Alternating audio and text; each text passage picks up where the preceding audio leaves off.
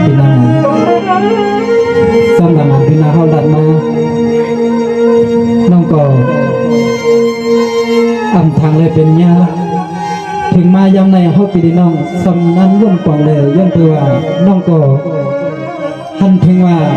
ตีเลยมนตีเลยเปียวตีเลยสังโตเลยสาใจน้องตีอยู่ตีเศร้ายันเป็นน้องใจวนสิ่งไหนเลยพี่น้องน้องก็อำวนถึงพังยังอันว่าอาจารย์ว่าอันเป็นพี่น้องเขาได้อยู่สิ่งเต็มเมืองเขาเสลถ่อมข่าวถ่อมเงาอันเป็นซุ่มคุณหมายอ่อนเขาอันตัดเดมาเลยนั่งถึงโคเดอำไรนี่ลองตั้งตกเต็มเยี่ยมเยานั่นเสลอันไหนอันพ่อแม่อำฮับเอาคุณพ่อไรเสล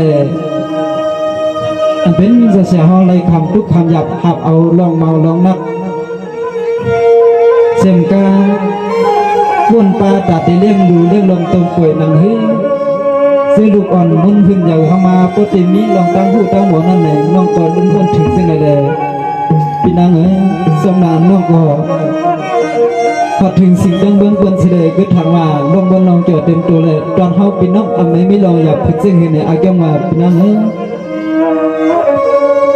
อันละไปกุ้งโหลดเทียมกุ้งเจียมสิ่งเบื้องเขานั้นมีตั้งหนองเลยน้องก็ลุ่มวนถึงพี่นางในแต่ก่อนน้องก็อันน่ะยอมน้องใหญ่น้องเสลสังสว่างน้องกาเฮ็ดไรหาไรเลยสังมีเงินอุทุเงินตองสองทองสอนทองเลยเปียกเลยไปเลยสันไหนจำนังวัฒนาเมตตาเจตนากลางใจอ่อนน้องใจมีนั่นไหนพี่นางสู้ใจอ่อนน้องได้ก็ยอมสู้ให้พวกเลยจ่อยเลยแถมเลยมักมีมาเต็มทองเย้าในก่อนนังให้พวกได้กุ้งแกงใจแถมนั่นไหนตีได้เห็นตีเลยวนเส้นหือเนี่ยพี่นางยังเปิดกองน้องก็เป็นน้องยันนั้นเลยจำหนังอันน้องอ่ำไปหู้ในก็ปีเมฆแถม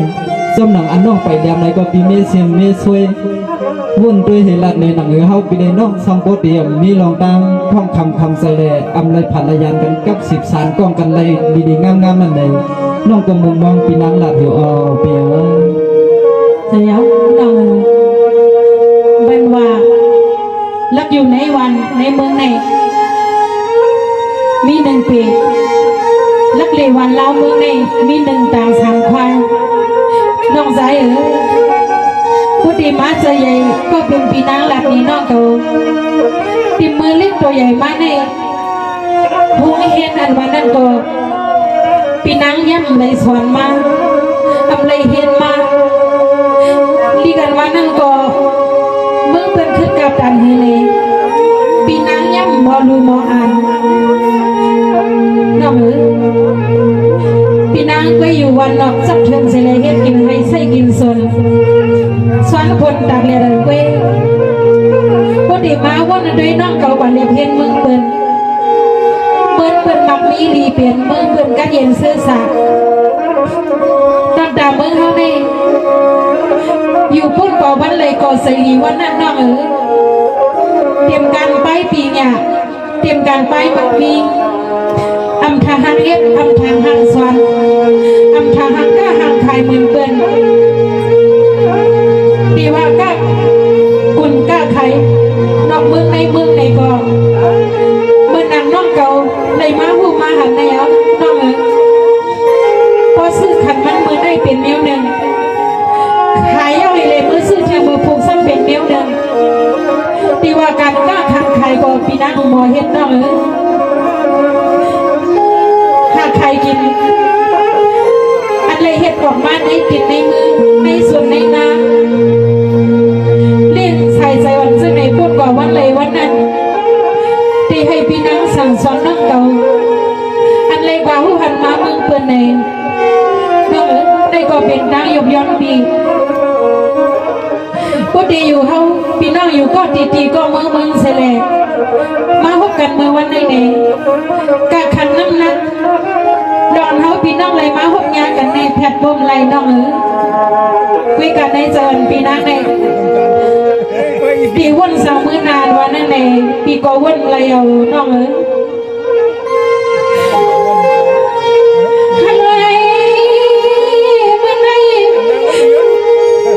ปีมาคันส ส่น้องวันไม่เดียเปิดดังเลยให้ใส่ปีเสียง นั่นแหละเนาะว่าเขาเป็นน้องเข้ากันในที่กลุ่มห้างกลุ่มไทยก็โดนเด่นเป็นน้องลบไล่สิ่งไหนเนี่ยใส่กันทีดีๆด้วย มาบอกเป็นเรา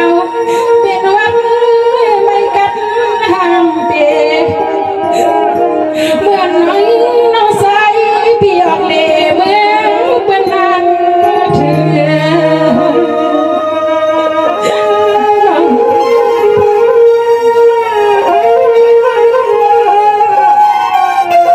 เป็นน้องเยี่ยมพอเลย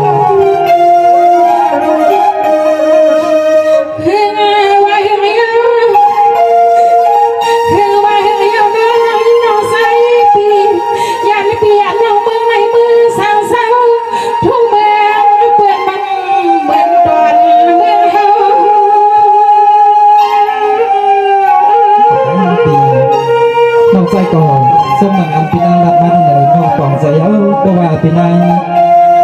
รับปันเต็มๆให้ในก่อนน้องส้มยาวเดียว เมื่ออยู่ทานอทุ่งเมืองเปลืองมาเป็นเสือขึ้นที่กาป่าใหญ่ไปไล่เสขอมาทอดเสเวียนละหอเมื่อเป็นเปียวมุนปล่อยไว้ปันปีหน้าเลยโยมย่อๆอังสาตาน้ำเลี้ย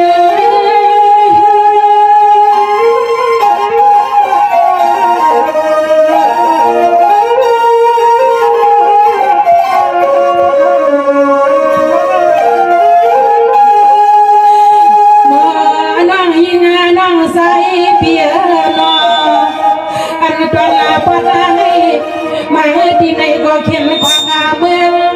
อันน้องยิงน้องใส่เปียนอมาที่มาตัวไหนก็เข็นความเมืองน้องมือน้องแรงเป็นลังกูสั่งสมาขมากูเป็นปีนังกวางคำก็เป็นปีนางกว่าแน่น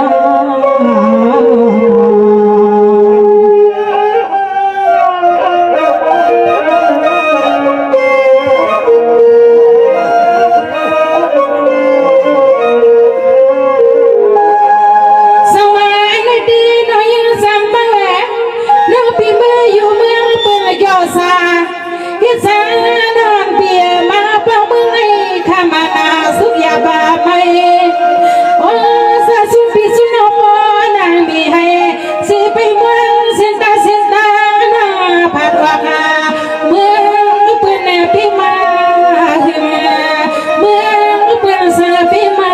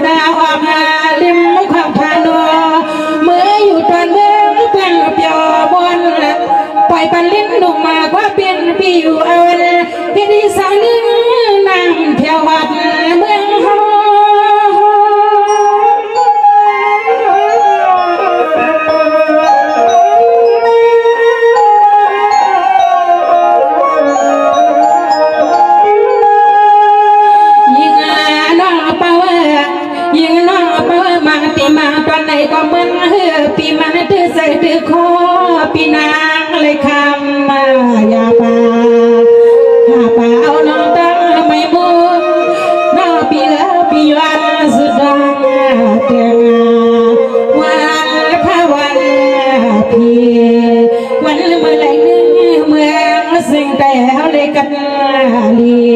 น้อง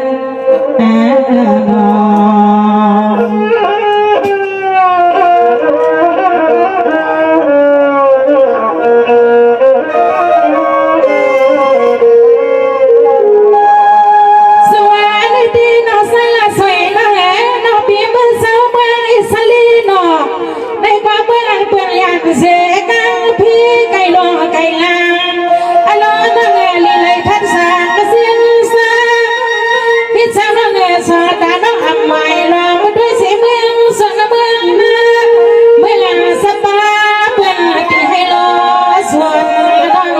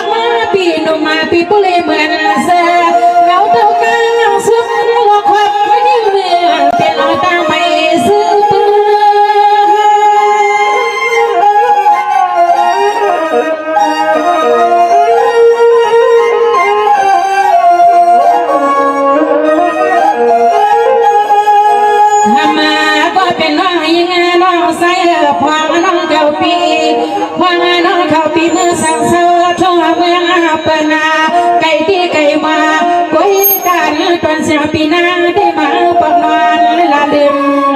เตียนาเมื่อนาเสียนยังขมาก็เป็นปีมาลัดความไม่ตะอุดดอกหาที่มนต์ใส่เสื้อในอันยอสิบวังสักปานาไว้น้องยิงน้องสันส